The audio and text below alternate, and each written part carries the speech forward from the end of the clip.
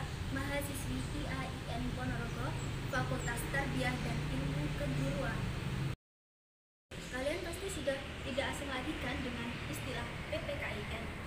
PTKIN di Indonesia itu telah tersebar dari Sabang hingga Merauke, yang mana jumlahnya ada 58, yang terdiri dari 17 UIN, 48 IAIN, dan 7 STAI. Nah, di Karesidenan Madiun itu sendiri hanya terdapat satu PTKIN, yaitu yang bertempat di Ponorogo, namanya IAIN Ponorogo, yang menawarkan 4 fakultas. Pertama, Fakultas Tarbiyah dan Ilmu Keguruan; kedua, Fakultas Usuluddin Adab dan Dakwah; Fakultas Syariah; serta Fakultas Ekonomi dan Bisnis Islam. Oke guys, untuk kalian yang bingung ingin kuliah di mana, ayo kuliah di IAIN Ponorogo untuk mencetak generasi yang berintelektual serta religius.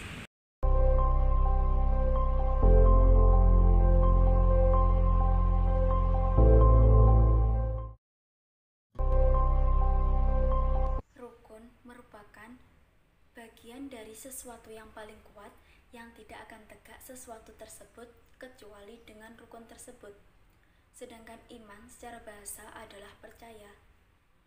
Jadi, rukun iman adalah membenarkan dengan hati, mengucapkan dengan lisan, serta mengamalkan dengan perbuatan. Maka, rukun iman adalah tiang-tiang keimanan bagi umat Islam. Rukun iman ada 6.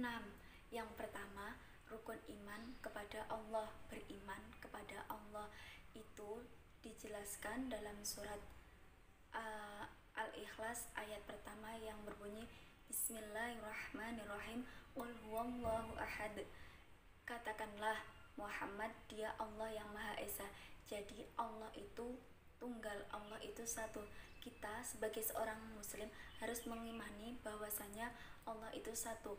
Iman kepada Allah adalah membenarkan dengan hati bahwa Allah dengan segala sifat keagungan dan kesempurnaannya, kemudian diakui dengan lisan dengan cara sering berzikir menyebut asma-asma Allah, dan diamalkan dengan perbuatan. Misalnya kita melakukan sholat, melaksanakan semua perintah-perintah Allah dan menjauhi segala larangan-larangan Allah. Yang kedua adalah iman kepada malaikat-malaikat Allah.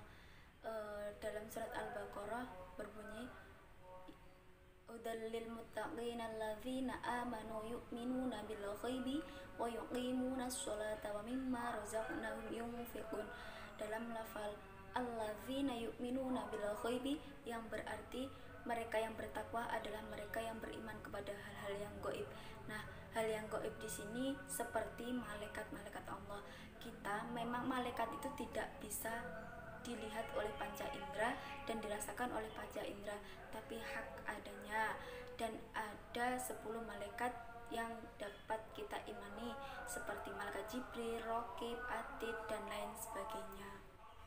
Yang ketiga yaitu iman kepada kitab-kitab Allah. Iman kepada kitab Allah adalah meyakini dengan sepenuh hati bahwa Allah menurunkan kitab-kitab sebagai pedoman hidup manusia. Nah, Allah itu menurunkan 4 kitab. Yang pertama Zabur, kedua Injil, ketiga Taurat, dan yang keempat Al-Quran. Nah, Al-Quran adalah kitab untuk penyempurna kitab-kitab sebelumnya, kitab bagi umat Islam dan seluruh umat manusia. Nah, bagaimana cara kita mengimani kitab-kitab Allah? Yaitu dengan cara sering membacanya, kemudian memahami isi di dalam Al-Quran, lalu mengamalkannya dalam kehidupan sehari-hari. Yang keempat adalah iman kepada Rasul-Rasul Allah. Iman kepada Rasul Allah merupakan rukun iman yang keempat. Iman kepada Rasul Allah adalah meyakini dan mempercayai bahwa Allah telah mengutus para Rasul untuk menyampaikan ajaran-ajaran agama untuk keselamatan manusia di dunia dan akhirat.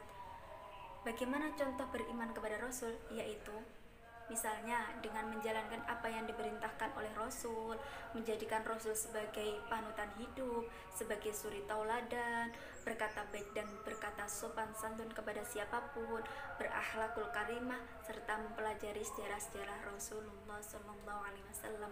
Yang kelima yaitu iman kepada hari akhir. Nah, iman kepada hari akhir artinya mempercayai bahwa hari kiamat suatu hari akan datang di mana seluruh alam semesta hancur dan kehidupan yang kekal akan ada di akhirat nanti. Nah, kiamat itu sendiri dibagi menjadi dua, yaitu kiamat kubro dan kiamat sugro. Kiamat sugro adalah kiamat kecil dan kiamat kubro adalah kiamat besar. Contohnya kiamat kecil itu seperti apa? Seperti gempa bumi, seperti tsunami, bencana alam, dan lain-lain.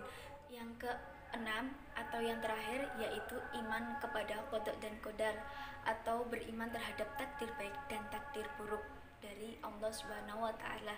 Iman kepada qada dan qadar berarti percaya dan yakin sepenuh hati bahwa Allah Subhanahu wa taala mempunyai kehendak, ketetapan, keputusan atas semua makhluknya, termasuk segala sesuatu yang meliputi semua kejadian yang menimpa makhluk, baik itu berupa mati, jodoh, kaya miskin seseorang, cantik tampan seseorang, lalu ras seseorang, itu semua sudah ketetapan Allah Subhanahu wa taala. Adapun ciri-ciri orang yang beriman kepada qada dan qadar seperti mereka yang selalu sadar dan menerima kenyataan, mereka yang senantiasa bersabar, mereka yang senantiasa bersyukur, bersikap optimis dan bukan pesimis, senantiasa bersikap tawakal dan lain sebagainya. Jadi kesimpulannya, rukun iman adalah tiang-tiang keimanan yang harus dimiliki oleh setiap muslim. Ya, cukup sekian materi yang dapat saya sampaikan. Semoga dapat bermanfaat buat saya dan buat teman-teman. Akhirnya, wallahu muwafiq ila aqwamit thoriq. Assalamualaikum warahmatullahi wabarakatuh. Terima kasih.